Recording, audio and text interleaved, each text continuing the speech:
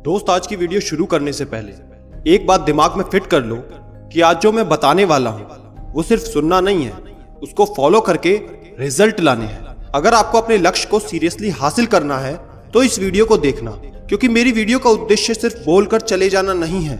मैं चाहता हूं कि आप उससे हर दिन कुछ नया सीखें। वीडियो के एंड में कुछ ऐसा होता है जिससे पता चलता है क्या आप अपने लक्ष्य के प्रति सीरियस हो, क्या आप अपने लक्ष्य को समझ पा रहे हो या उसकी तरफ सही दिशा में आगे बढ़ रहे हो।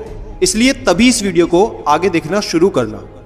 अब मैं मान सकता हूं कि अब जो वीडियो को देख रहे हैं वो सभी लोग सच में कुछ बड़ा अचीव करना चाहते हैं। हो सकता है आप एक यूपीएससी एस्पिरेंट हो सकता है आप एक बड़ा बिजनेसमैन बनना चाहते हो सकता है आप एक बड़ा लीडर बनना चाहते हो। तो ये वीडियो एक सीरीज है जिसका पार्ट 1 पहले आ चुका है, उसका लिंक आपको ऊपर आई बटन में और नीचे डिस्क्रिप्शन में मिल जाएगा। पहले उसको जरूर देख लेना। ये पार्ट 2 है जिसमें हम दुनिया के सबसे बड़े बड़े लीडर्स, बड़े बड़े आईपीएस ऑफिसर्स, बड़े बड़े आईएएस ऑफिसर्स, बड़े बड़े मिलिट्री चीफ और हमारी हिस्ट्री में जिन्होंने बहुत बड़े बदलाव करे हैं उनकी लाइफ में से, उनकी स्पीच में से कुछ बहुत ही जबरदस्त बातें इसमें बताते हैं। इसलिए हर बात को बहुत ध्यान से समझना। मुश्किल हालातों में ही बढ़ना है।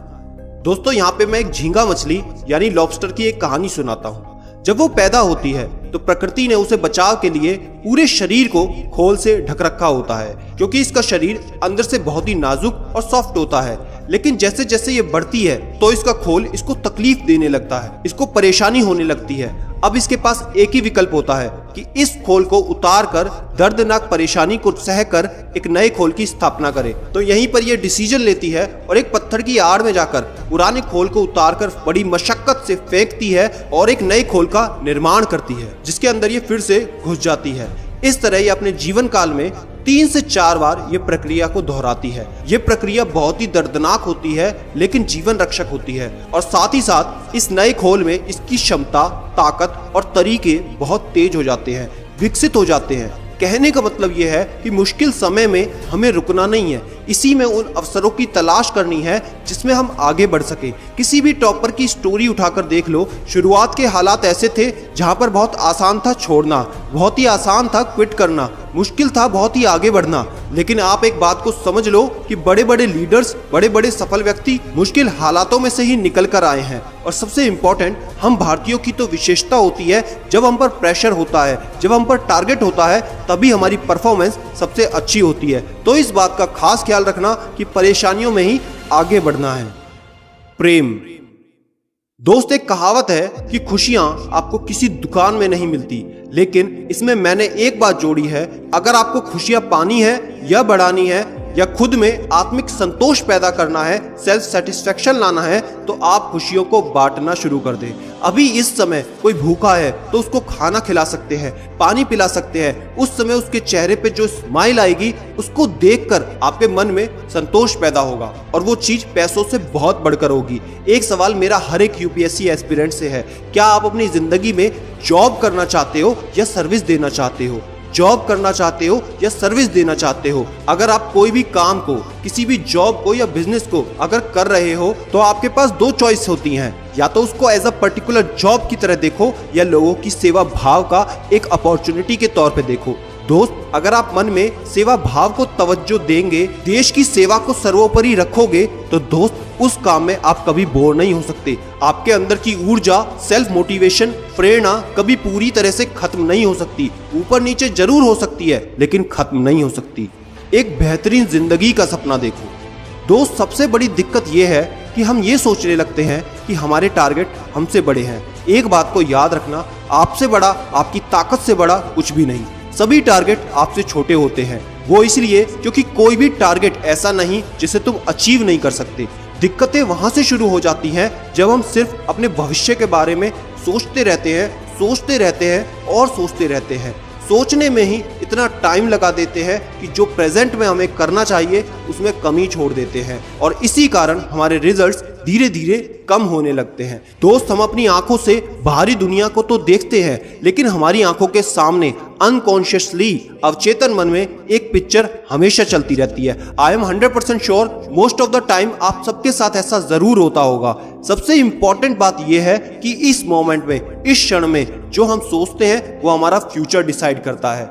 आप खुद से ये सवाल पूछिए कि जो आपने ड्रीम चूज किया है, जो आपने सपना देखा है आईएएस बनने का, आईपीएस बनने का, बड़ा बिजनेसमैन बनने का, क्या ये किसी डर के कारण तो नहीं है? क्या ये किसी कंफ्यूजन में तो नहीं है? क्योंकि बहुत से लोग किसी डर के कारण, किसी कंफ्यूजन के कारण कुछ बनना सोच लेते हैं। हमेशा एक बात को दिमाग में फिट कर लो कि तुम्हें एक चीज की तलाश जारी रखनी है। तुम्हारे आईएएस ऑफिसर बनने से, आईपीएस ऑफिसर बनने से इस समाज पर क्या प्रभाव पड़ेगा? आपके अंदर एक ऐसी चीज कौन सी है जो इस देश में बदलाव ला सकती है, जो सबके जीवन को बेहतर कर सकती है? ऐसी कौन सी चीज है, वो आज सोच कर देखो। और जिस दिन आपने ये सोचना शुरू कर दिया तो यकीन मानो इस पूरी कायनात से, लॉ ऑफ अट्रैक्शन की भाषा में कहें तो अपनी ड्रीम को हक से मांग सकते हो। चलते रहो।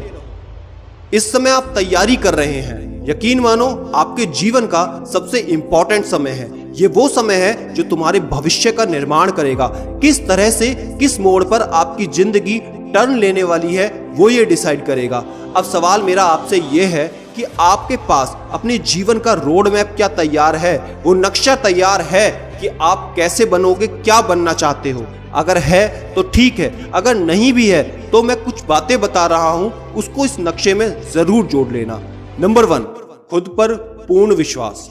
ये बेहद जरूरी है कि आप खुद पर, खुद की ताकत पर, खुद के कर्म पर पूर्णतः विश्वास करो। किसी को भी इतना हक मत दो कि वो ये कह सके कि तुम कुछ नहीं। अपनी जिंदगी की एक कीमत समझना शुरू कर दो। खुद में तुम एक बहुत बड़ा बदलाव लाने वाले हो, बस इस बात को ध्यान में रखना। और जो कोई नहीं कर पाया वो तुम करने वाले हो। नंबर 2, उत्कृष्टता को पाने की लगन, डिटर्मिनेशन टू अचीव एक्सीलेंस। अगर आपको एक आईएएस ऑफिसर बनना है तो आईएएस ऑफिसर बनो। अगर आपको आईपीएस ऑफिसर बनना है, आईपीएस ऑफिसर बनो। डॉक्टर बनना है, डॉक्टर बनो। नेता बनना है, नेता बनो। बिजनेसमैन बनना है, बिजनेसमैन बनो। अगर कपड़े सिलने वाला दर्जी बनना है तो वो बनो। लेकिन एक बात का ध्यान रखना, उस फील्ड में आपसे बेहतर कोई नहीं होना चाहिए।